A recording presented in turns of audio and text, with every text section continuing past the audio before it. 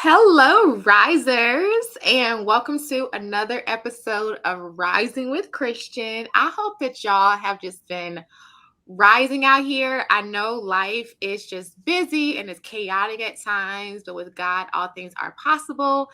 So I am just happy you're tuning in, and I am also happy to have an event extraordinaire, just a woman of excellence with us today, Brooke Watson. Welcome, Brooke. Hello, thank you. Thank you for having me.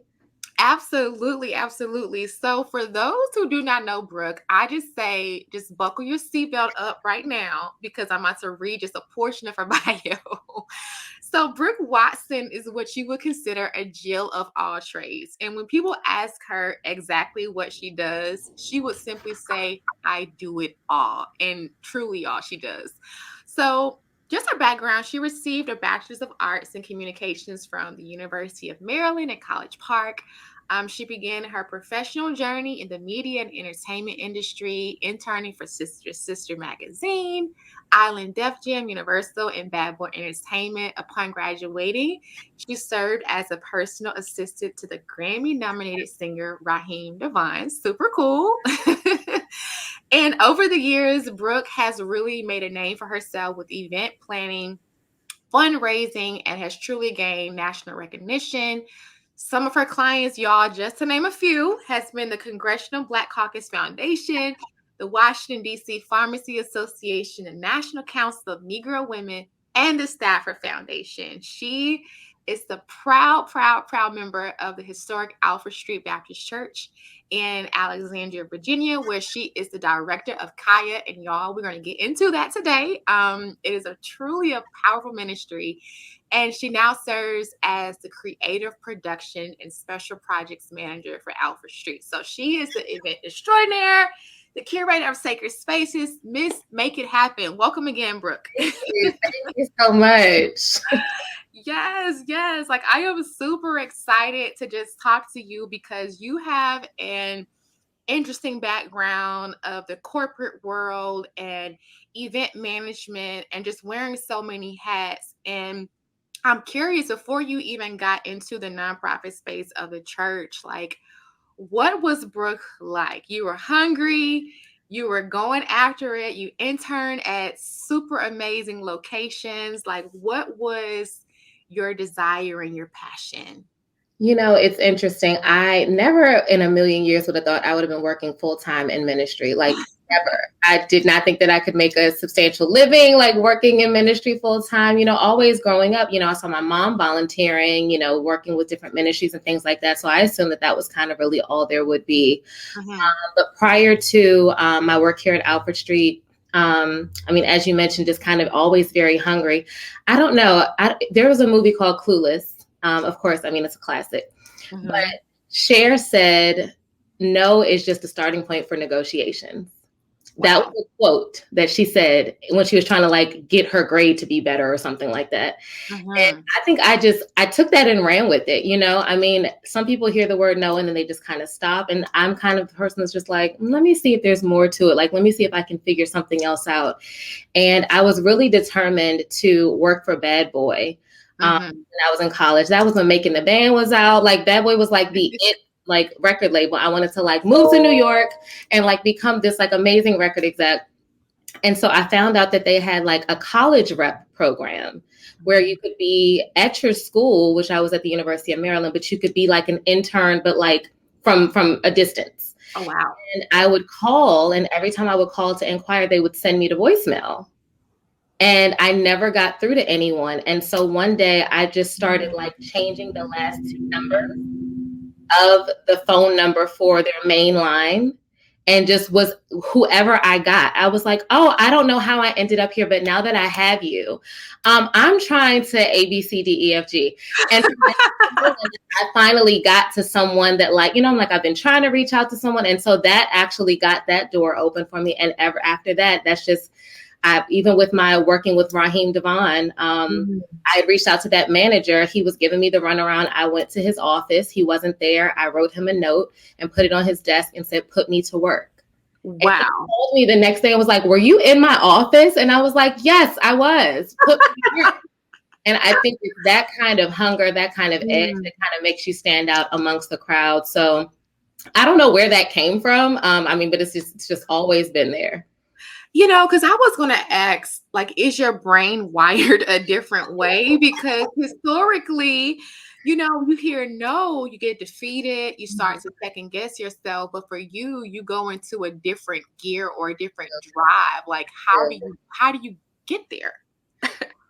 I don't know if it's trying to prove other people wrong or prove myself right, and maybe it's a combination of the two. It's just kind of like I see certain things for myself, and I don't believe that God gives me these visions, for no reason. And so I'm just kind of like, well, this is just a roadblock, and I just got to figure out how to get over. Now, obviously, some roadblocks are roadblocks and they're hard nosed, and eventually you learn that. But some of them I'm just like, no, like I know I can push through this. So yeah, maybe my brain is wired a little bit different. Right, because to be an event planner and working with some of the organizations you work with, we're talking about like big budgets and a lot of people and media. How do you navigate the no's or the hurdles or the blocks, or you're in a meeting and they're saying this can't happen and your mind is like, okay, I have to try to figure this out? Because I know there's a woman that is listening and she's balancing a lot, whether she heard no from her kids or no from a doctor or a boss. I'm just trying to understand, when you're in a world where you're having to wear many hats daily, you're having to think about 10 steps ahead. Like, how do you stay organized and how do you continue to know exactly the path you're going down and having your eyes on all pieces at all times? I think the great theologian Sean Carter once said, difficult takes a day, impossible takes a week. And so when I hear about challenges or roadblocks that could potentially come up, I think my mind just automatically flips to, okay, how can we get around that? And I think that mindset really came handy with the pandemic and the church world. Mhm. Because I mean, that was the biggest roadblock. We could not come to church. We could not come into the building. And we had to very quickly pivot. And so that was a major challenge for a lot of churches. And so just to kind of give you some background, I am the director of Caya currently, which is the young adult entity here at Alfred Street. But about 2 weeks into the pandemic, March of 2020, Pastor Wesley called and said, hey, we're having some trouble navigating this new space. Would you, be willing to come in and take part in some of these conversations about how to, readjust, reassess? And I said, absolutely. And so I came in as a consultant initially. And, I think it's my entertainment background, because I don't have the convention. I'm not ordained. I'm not in ministry. I didn't go to seminary. I don't, girl, my hat off. You anointed. You anointed. Girl, my hat off to you guys. But I think that my world experience really came in handy because the doors of the church were closed and we had to reach the world. Wow. And so I think it was the ways that we had to, that I, interacted with the world and planned events for the world and things like that. I had to bring that to the church space. And that, that took a while for people to adjust to. I mean, we got into production. So now that's makeup. That's wardrobe. That's what are you wearing? That is, everyone's watching church now on TV. Yeah. And for most churches, if you were to go to Facebook Live, it looked like you went back 20 years, with how it was being presented to the world. And so I think being presented with that challenge, just my history of working in that space really helped complement where we were trying to go. And I think it completely changed the trajectory of a lot of churches and how they present themselves to the world now. Which is so amazing, because oftentimes you're told to leave the world at the door. You're told to, just embrace spirituality, but your experiences, your life experiences can all be used for the glory of God. Absolutely. And yeah. So before you began to work with the productions, you were already over Caya, correct? Yeah, that's correct. So how did you get there? Again, you're working for all of these moguls. How did you end up in the church? I joined Alfred Street in 2011, and I really kind of kept a low profile for like 2 years, just figuring out what I wanted to do. I think I sang with the choir for a second. I helped with Awana. So I was really trying to figure out where I felt like, I could kind of plant my flag. And so I started volunteering with Caya in maybe like 2013, 2014. And then eventually Mark Stafford, who actually started Caya, said he was going to step down. And that was in like 15, 16. And I had been helping and volunteering, not anything major. But Pastor Wesley said, I'd like for you to prayerfully discern taking over Caya. I Wow. remember sitting in his office like it was yesterday, and he said, I want you to prayerfully discern this. And I said, okay. He said, how long you need to pray about it? And I said, which basically his way of saying, time is of the essence.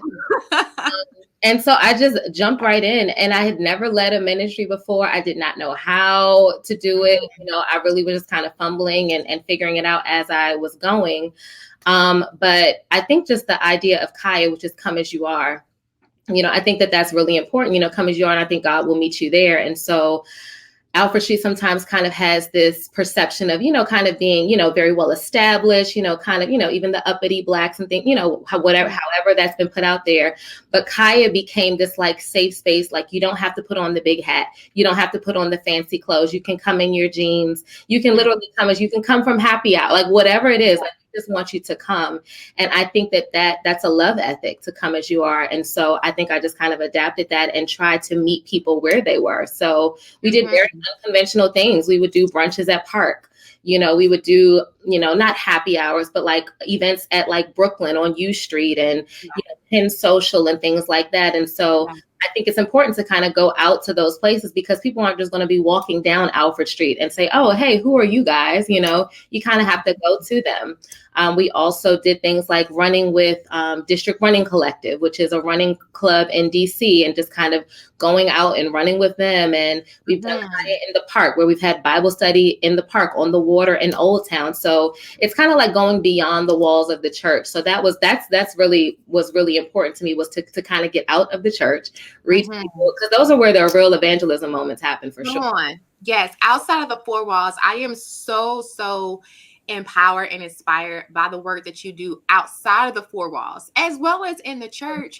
But I remember when Caya was like starting, I think I was an undergrad, and everyone was like talking about Caya. And I mean, they're coming out on Saturday, Friday, Sunday, whenever they're coming. And that means a lot for young adults or people that are in college to stop their social life to say, I'm coming to the church. It's cool. It's fun. But how did you embrace holding on to history of being a church, but then also pushing the envelope and said, all right, it's time for innovation. It's time for us to go outside of the four walls. It's time for us to do something that is different. How did you navigate the tension of the two, if there was tension at all?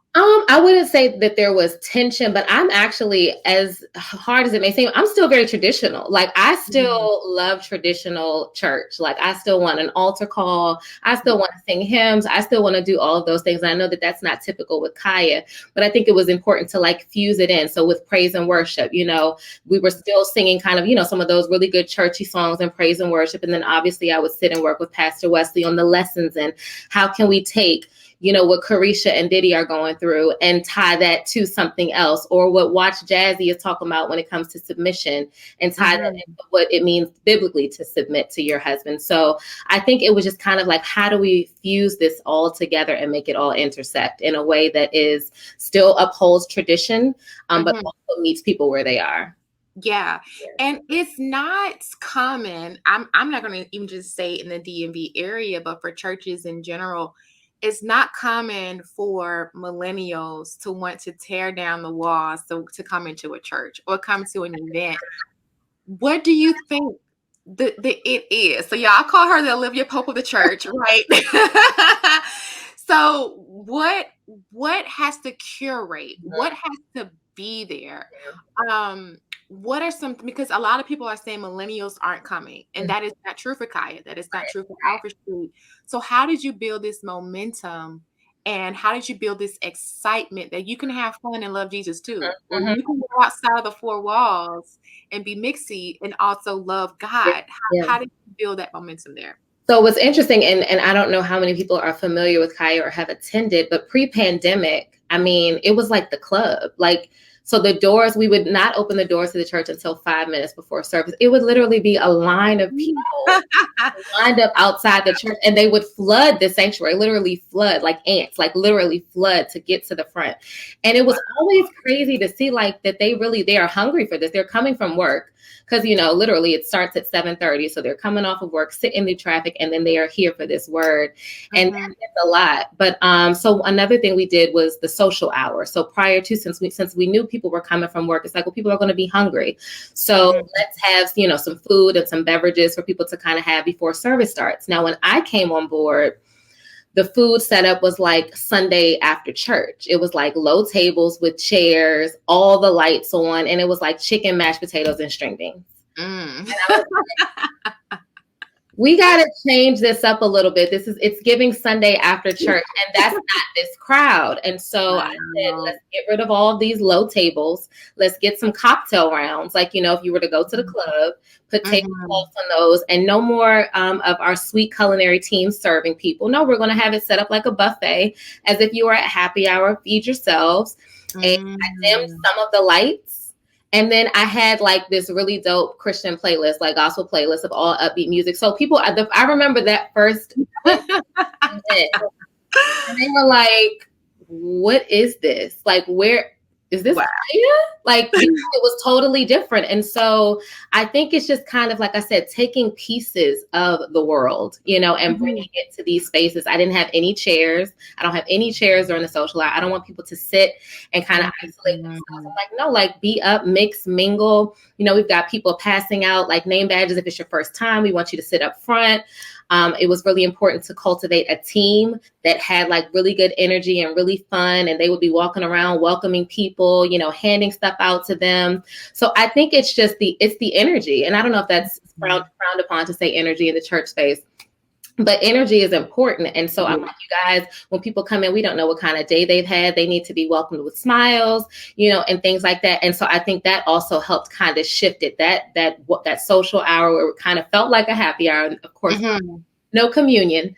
That was very fun. We would have like photo booths down there. If it was like February, so we would do like a Valentine's Day theme. If it was Christmas, we would do like ugly sweater, come in your ugly sweater. So it was just kind of these fun things for people to do. Because I think one thing I've learned from millennials, we're very big on community. We are very big on community. And so whether that's online or in person, et cetera, or running or doing yoga or whatever, they're very big on community. So I think when I came on, Caya was popular for just being a service led by Pastor Wesley.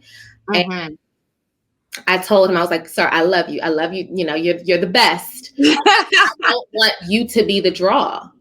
I want people to be drawn to this community and this feeling so that if you're not here, they still will come." It was to the point where if Pastor Wesley wasn't speaking, people would get up and leave.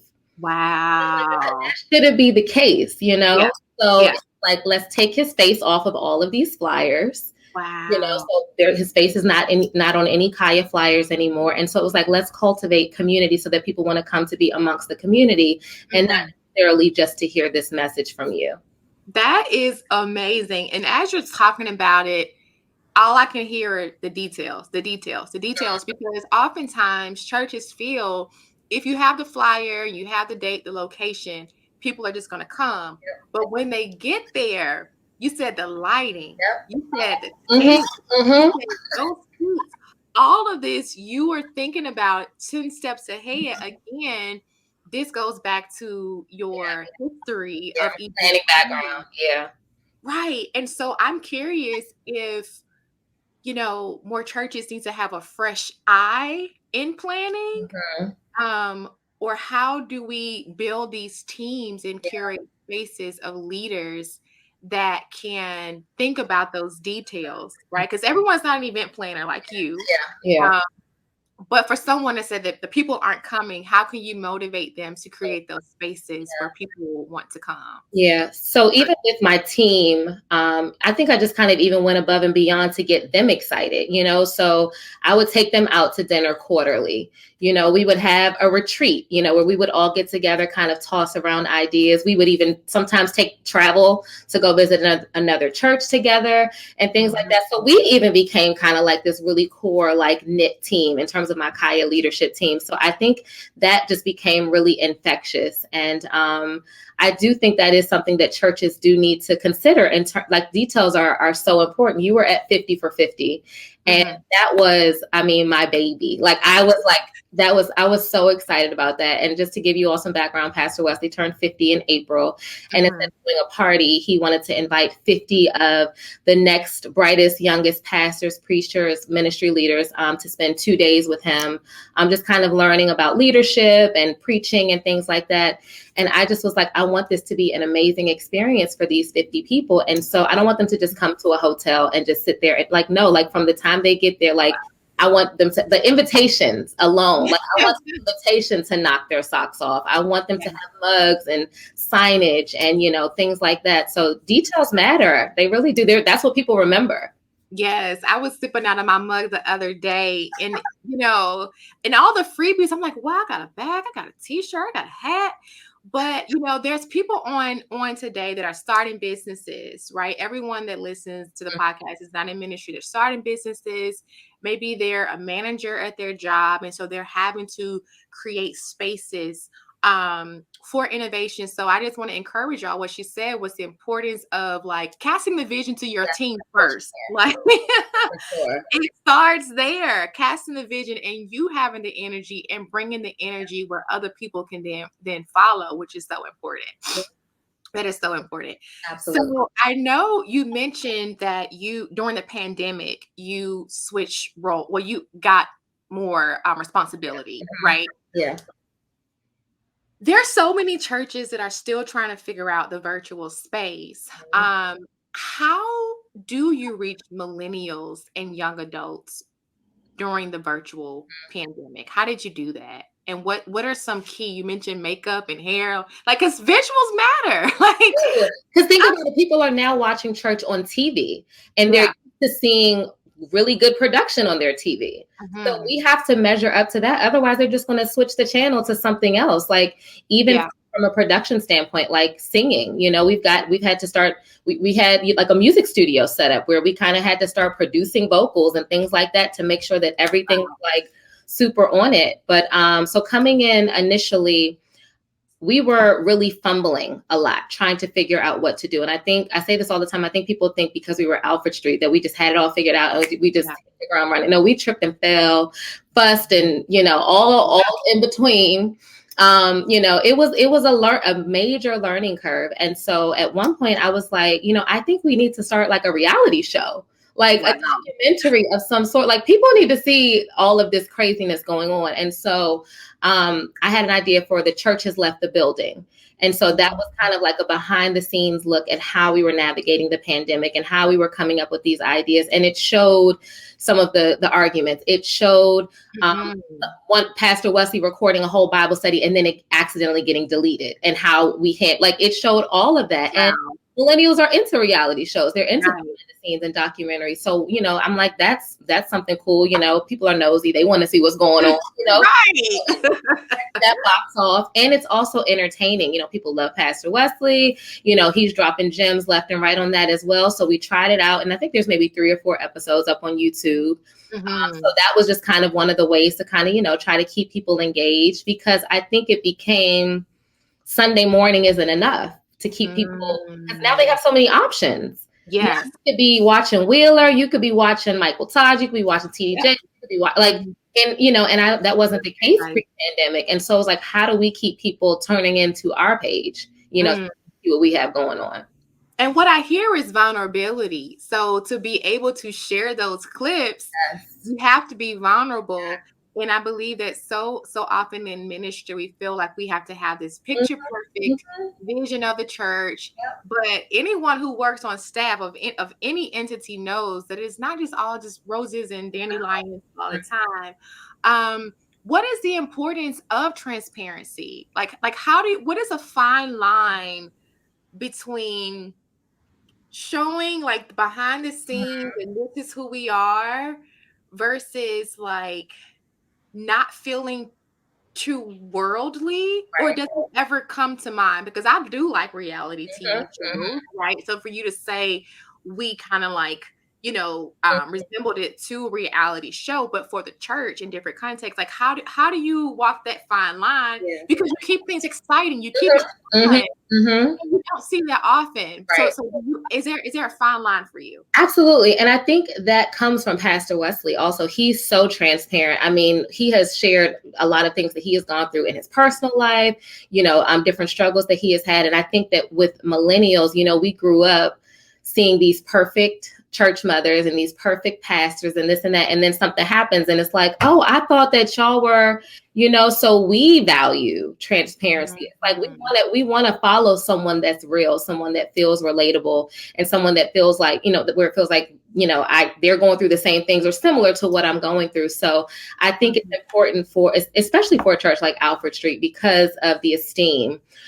It's like, no, we are figuring it out just like you guys are as well. And there was even we did a Cosby Show trailer. Pastor Wesley did this February series that was kind of tied to the Cosby Show. And I was like, we should recreate one of the intros to the Cosby Show. And so we did that. And we did it in our children's church. We just revamped the space and but if you were to see how we did it, it was like trash bags being used as like a backdrop and this and that. Wow. And, one of the members of our team was like, well, why don't we just go off site to a studio and do this? It will be much easier. And I'm like, well, we could, but I think it's Mhm. also important to show other churches that if you don't have a crazy budget, if you don't have the money to go to a studio, look at what you can do. You know what I mean? Like, with the space that we have, this is what we did. And so that was important for me to show that, yes, yes, we have this money, but we can also be resourceful and work well with what we have.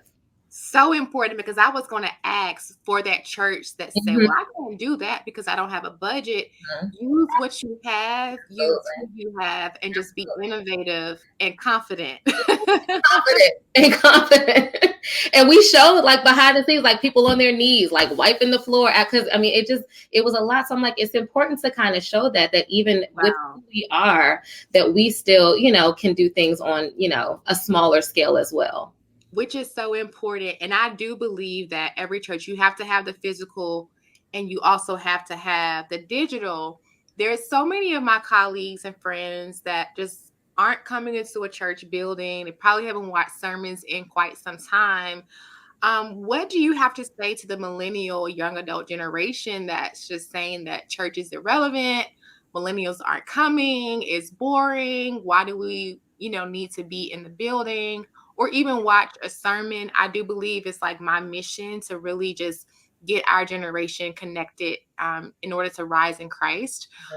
You see it every day, but there's so many churches where the youngest person is probably in their 40s, Right. right? Right. So if you're trying to just empower them to come, empower them to have a different mindset with Christ, the church, being a person of spirituality, how can you empower them and uplift them to see a different side of it?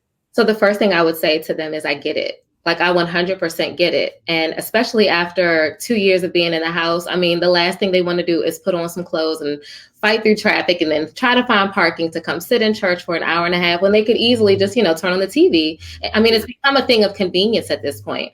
But so the first thing I would say is, I hear you. And the second thing is, I think that I've been called to meet people where they are. And then they will evolve and they will grow through God, through their relationship and, all of that. So, I know podcasts are big. So now I'm focused on working we have a new minister on staff, Reverend Ty Jones, who's now over young adults.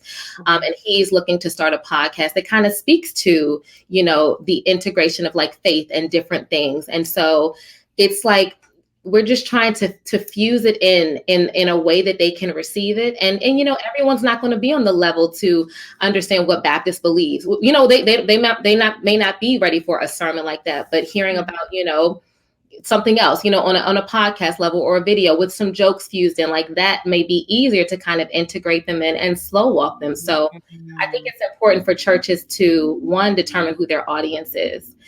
So if there's a church where the youngest person is like 40 something, well, then unless you want to attract if you want to attract the 20 somethings, you got to bring in a 20 something, to kind of draw them in, or focus on your demographic, focus on your audience and build with them. Maybe you should be focusing on marriages, if you have a lot lot of married couples and come up with a show or some kind of talk, series or something like that. So kind of hone in on your audience. Alfred Street is we have a very vast audience. From youth, we have a very large youth church. We have a lot of young adults active as well as older people. So I think we're just trying to find something to meet everyone where they are, because everyone can't receive the same way. So good. And there is a plethora of entry points. You mentioned a podcast, you mentioned events, you mentioned YouTube, you mentioned in person. So just having a flyer or say, join me on Sunday. Well, if they don't have those entry points throughout the week to, entice them to want to come or to just make them interested to learn more. I think that is important.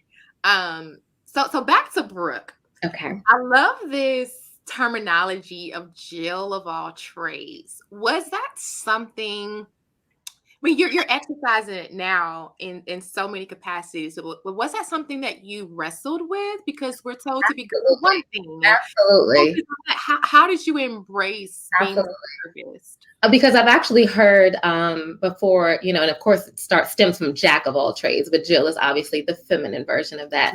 But it's something like jack of all trades, master of none is I think what follows that. Right. And I just felt like that was so negative to, because I don't know if that's fair to say. My background was in entertainment. I've done fundraising, I've done event planning and meeting planning. And then all of this collided with ministry. And what's crazy is I used to watch The Best Man and be like, I want to be Jordan. I want to do TV production. Like, I want to, like that looks so cool. And then I found myself doing that 2 years ago. And even with meeting planning, like I did meeting planning for nonprofits with, upwards of 1,000 people, and then 50 for 50 that was met there. Like it's literally like God is taking all of the things that I was like pruning myself on and fusing ministry into it. So it's just, it feels so different doing it, for the kingdom, like doing kingdom work. And there is this mindset, I feel like, that the world does things with excellence. And with church, it's kind of like, oh, it's fine. Right. It's just ministry. But I'm like, no, the excellence needs to be brought over here too. Like, why wouldn't we be doing things, with excellence for God? So the same way Beyonce is like, no, we need to do this again. We need to do this again. That's an adjustment for the church space.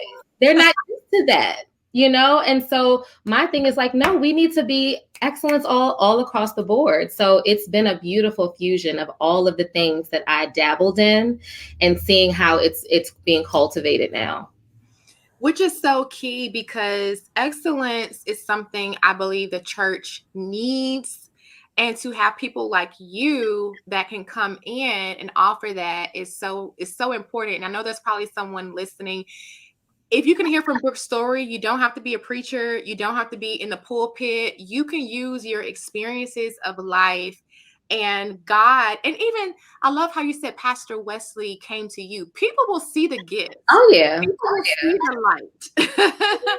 And they will draw it out, and God will make room for your anointing. Now, when you talk about excellence, what does excellence in the church look like? What does it feel like? I mean, for me, I think about, I don't want to throw any shade, but like, use Canva. I don't do word flyers, So what does excellence look like for you? I think excellence looks like one stepping into 2022. Okay. Now 23. You know what I mean? So whatever you were doing 5 years ago, you can't still be doing today. And I think a lot of churches are learning that like the virtual space is really becoming a thing.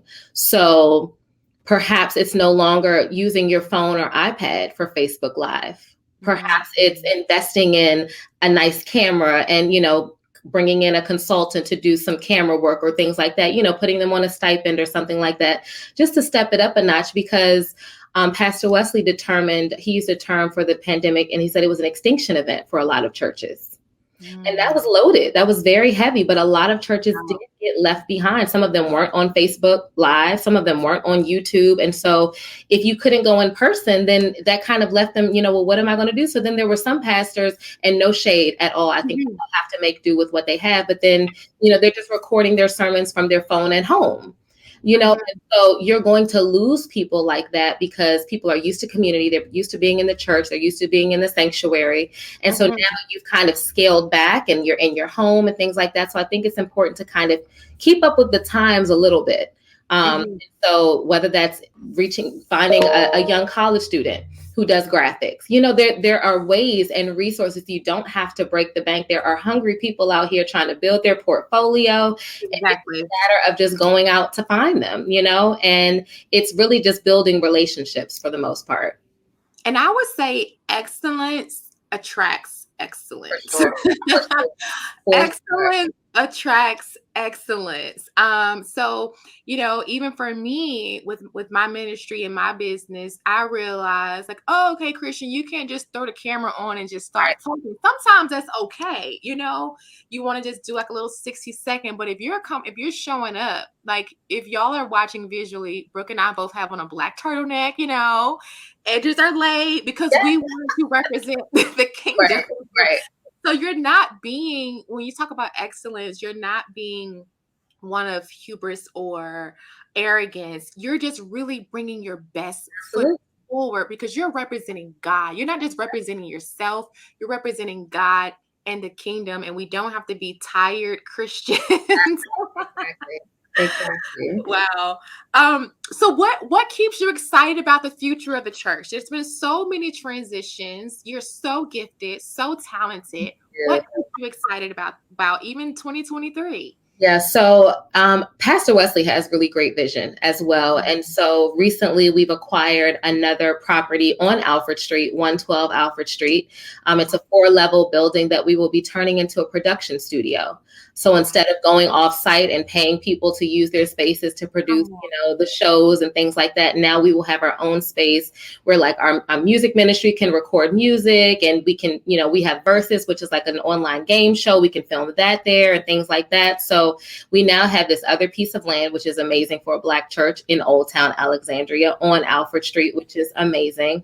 Wow. And it's ours. And so I'm excited about that blank canvas to create more. He was like, Brooke, we got this new property, so you need to start producing some more content, coming up with some more shows. So it's Wow. it's truly a blessing to make a living being creative and coming Mhm. up with ideas and ways to continue to engage people, to help build a better relationship with Christ, because that's ultimately what it's all about. So I'm not just creating shows just for fun.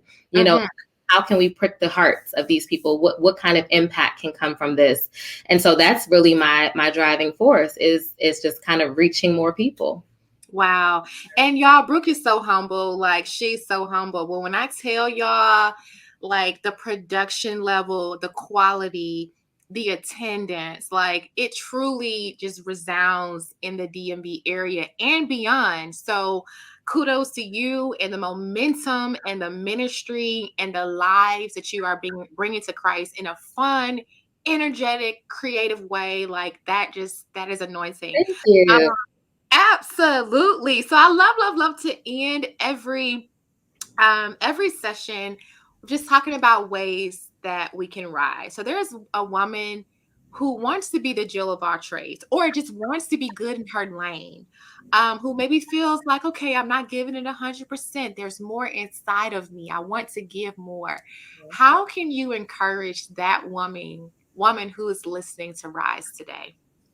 I would tell her to determine her why Mm. and keep that in the forefront of her mind. I think that my driving force, among other things, I am a mom. I've got a 15-year-old son.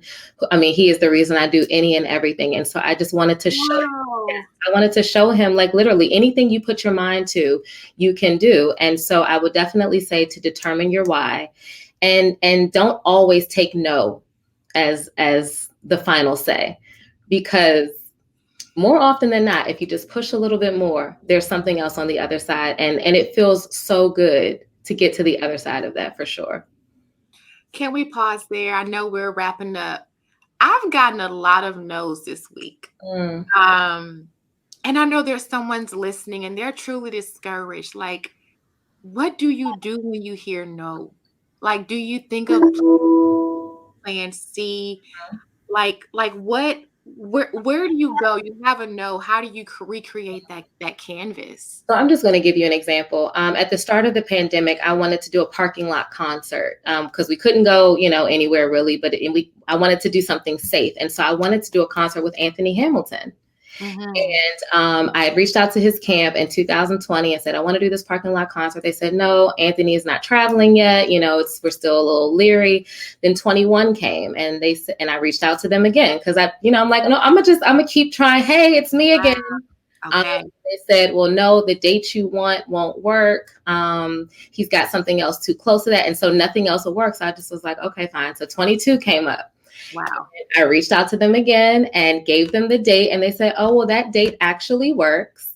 And December 18th at Capital One Hall in Tysons, Virginia, Caya is presenting a concert with Anthony Hamilton, which is, first of all, Oh.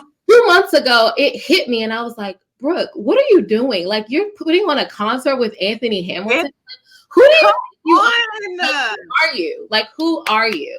And for a second, I was kind of shook. Like, I don't know what I'm doing. Like, what? How did this happen? It's happening now. And so I just kept pushing because a no is sometimes just not right now. And this is the first time that we have gathered around Christmas time since the pandemic. We haven't done anything on a large scale like this. We've never brought in a Grammy winning artist. Like, it's just so, and so here we are. So I just want to encourage people, like, no is not final. It's not always final. And sometimes you just got to keep trying back. Even 2 years later, I would have never thought 2 years from now it'll happen. But I just kept trying. So again, determine your why and just don't take no as the final say always. No. And I love it because you started with that quote about no, and we're ending with that no, y'all. So keep emailing, keep calling, keep texting, keep praying. And if it's in the will of God, it will happen. So how can we stay connected to you, Brooke, and how can we stay connected to Caya? Yes. So follow Caya for sure at Caya Experience on Instagram. And my Instagram is Brooke Alexandra 21. I don't post that much. But, I am always looking to engage more with other young adults and work with other churches. I don't believe that this gift is just for Alfred Street. I'm always willing to answer questions, shoot emails. My email is bwatson@alfredstreet.org. This gift is for the world. It's not just for this branch of Zion. Wow, y'all, she's serious. She done gave y'all the email address, so she is serious about helping y'all rise.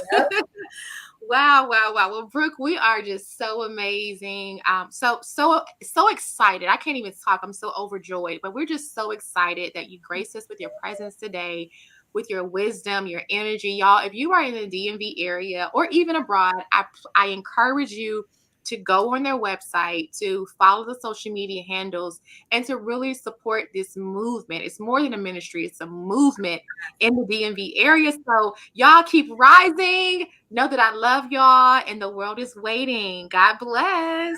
Bye, everybody. Bye. Thank you so much for tuning in to the Rising with Christian podcast. There is someone you know who could be blessed by this episode, so share it with a friend, be a blessing, and don't forget to subscribe to the channel. All right, guys, have a wonderful week, and don't forget to rise today because your future is now.